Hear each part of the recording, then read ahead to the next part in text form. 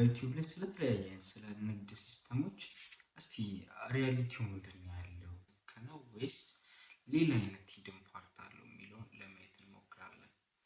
ለምሳሌ ያክል እኔ እንደ ትልቅ ነገር አድርጌ ንግድ ላይ በተደጋጋሚ ላወራችሁ የምችለው አብዛኛው ሰው ንግድ ላይ ሲገባ የማያውቀው ነገር ምንድን ነው? አሁን ለምሳሌ 3 ከስተመር ቢያስፈልግ አንድ ከስተመር የሚገዛበት ገንዘብ ያስፈልጋል። ማለት ከስተመር የሚይዘው ገንዘብ አለ፣ ከአንድ ነጋዴ የሚፈልገው ብር አለ። ለምሳሌ አንድ የ5000 ብር ዕቃ ለመሸጥ የ5000 ብር ዕቃ ለመሸጥ እናንተ ስንት ብር ያስፈልጋችኋል ማለት ነው? 10000 ብር ሚኒመም። ያ ከስተመር ከእናንተ ጋር የሚወስደው የ5000 ብር ዕቃ አንድ ዕቃ ከሆነ በ5000 ብር የሚሸጡት ሜቢ እናንተ ጋር የመጣው ከስተመር የ5000 ብሩን ዕቃ 3 ይፈልጋል እንበል። 3 አይተም ተመሳሳይ ሊሆን ይችላል። 3 ዕቃ ይፈልጋል እንበል። ከዛ 3ቱን አይተም በ5000 ብር ሲገዛችሁ 15000 ብር ይሆናል። ይህንን 15000 ብር ሙሉ ከፍሎ መውሰድ አይፈልግም እያንዳንዱ ከስተመር። አትሊስት አንዷን አይተም ጊዜ እንድትሰጡት ይፈልጋል።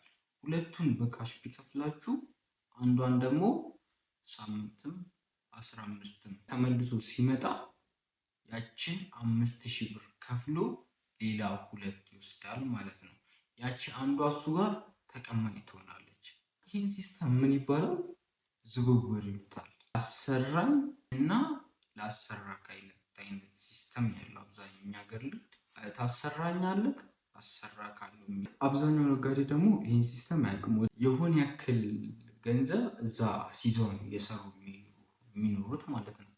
እና ይህ ሲስተም ነው ዝውውር የሚሉት። እንደዚህ አይነት ስራ በጣም ሪስኪ ነው።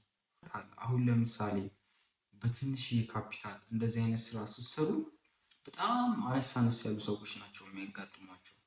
ትንሽዬ ገንዘብ ነው፣ እሷን አጠራቅመው ነው የሚያመጡት። ከዛም በኋላ ድንገት የሆነች ነገር ሀፕን ብትሆን የእናንተ ኔት ካሽ ነው እዛች የሆነች አይነት አደጋ ወይንም ደግሞ ትንሽዬ አይነት መንገጫገጭ ሲገጥማቸው የእናንተ ገንዘብ ነው ለዛች መንገጫገጭ ሰርቫይቭ አድርገው የሚያልፉበት። ለዛ ነው ሪስኪ ነው የምላችሁ። እና አብዛኛው ጊዜ ደግሞ ዩቲዩብ ላይ ሆነ የተለያየ አይነት ፕላትፎርም ላይ ስለ ንግድ ሲነሳ የሆነ ዕቃ ይመጣል፣ ከዛ በካሽ ይሸጣል ምናምን። ይህ ቀላል ነገር ነው፣ ግን አብዛኛው ሰው ነጋዴ ለመሆን ሲያስብ የሆነ ነገር እገዛለሁ ወዲያው ሸጬ የሆነች ትርፍ አገኛለሁ ምናምን ነው። ይህ ሲስተም ግን በጣም ሬር ነው ከምታስቡት በላይ። አሁን ለምሳሌ በሳምንት 50 ፒስ የሚሸጥ ዕቃ ብታዘጋጅ በአንድ ሳምንት ውስጥ 50 ፒስ ወይንም 50 ፍሬ የሚሸጥ ነገር አዘጋጀክ። ይህንን 50 ፍሬ ዕቃ የሚገዙ ሰዎች አይዘር 15 ሰው አይዘር 30 ሰው ወይም ደግሞ 25 ሰው ሊገዛ ይችላል። እነዚህ 25 ሰዎች ይህንን ዕቃ ካንተ ላይ እሺ በቃ 50 ፒስ 25 ሰዎች ይግዙ፣ አንዱ ሰው 2 ዕቃ እንደማለት ነው። እነዚህ 25 ሰዎች ይህንን ዕቃ ከገዙ በኋላ ቀጣይ ሲመጡ የወሰዱትን ዕቃ የመጀመሪያውን ከፍለውክ ነው አዲስ ሊወስዱ የሚመጡት። የመጀመሪያውን ብር ይዘው ሲመጡ አንተ ያለህ 50 ፒስ ብቻ፣ አንተ የገዛከው 50 ፒስ ብቻ ነው ማለት እናንተ የገዛችሁት 50 ፒስ ብቻ ነበር የገዛችሁት እና የሸጣችሁትም 50 ፒስ ነው። 50 ፒስ ሸጣችሁ እቃውንም ደግሞ ሌላ ምንም ማዘጋጀት መቻል አለባችሁ። ሌላ 50 ዕቃ ማዘጋጀት አለባችሁ። ያ ማለት 50 ፒስ ዕቃ ለመሸጥ 100 ዕቃ ሊያስፈልጋችሁ ይችላል።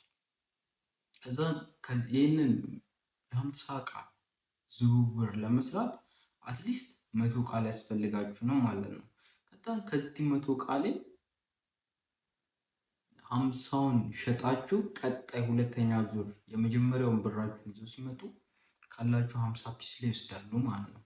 50ውን 100ውን ሸጣችሁ የ50 መግዣ ዕቃ የምታገኙት እንጂ 50ውን ሸጣችሁ የ50 መግዣ ዕቃ አገኛለሁ ማለት ንግድ ሲስተም በጣም ከባድ ነው።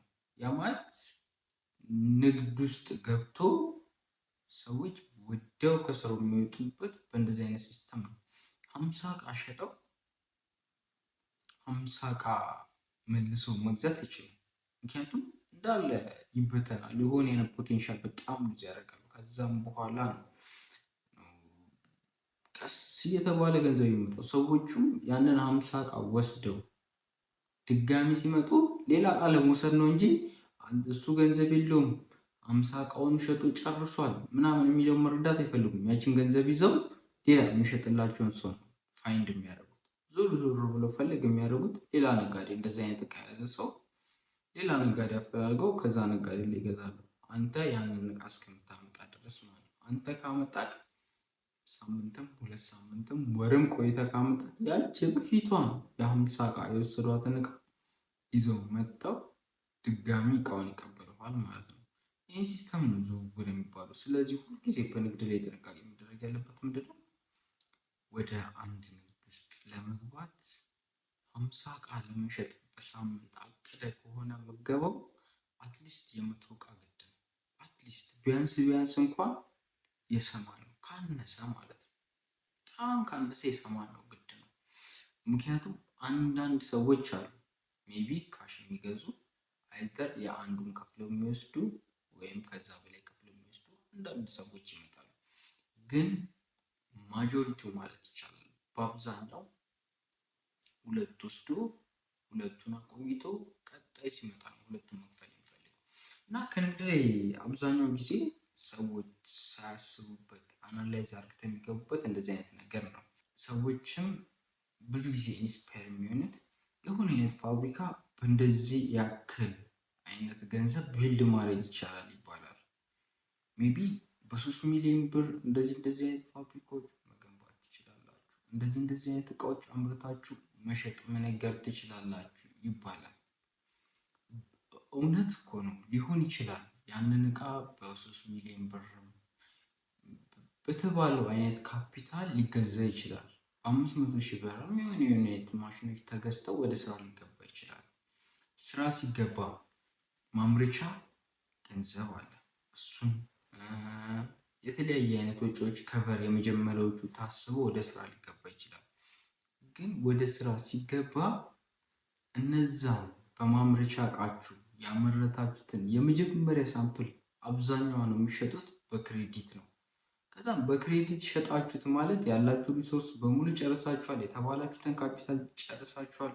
ከዛም ሌላ አይነት ገንዘብ ደግሞ ለምን ያስፈልጋችኋል? አዲስ ለማምረት።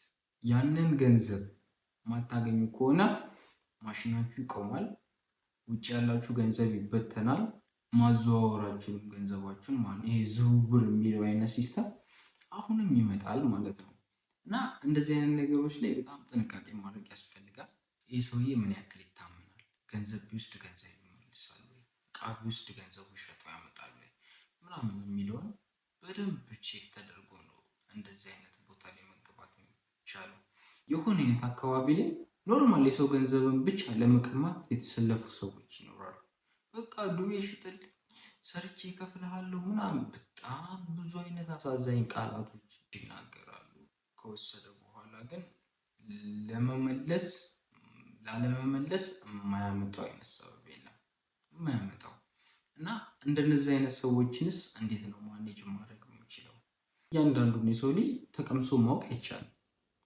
ቴስት አድርጋችሁ አሁን ለምሳሌ ስኳርና ጨው ይመሳሰላል። ሁለቱም ከደቀቀ ሁለቱም በአይን አይቶ መለየት ከባድ ነው የሚሆነው።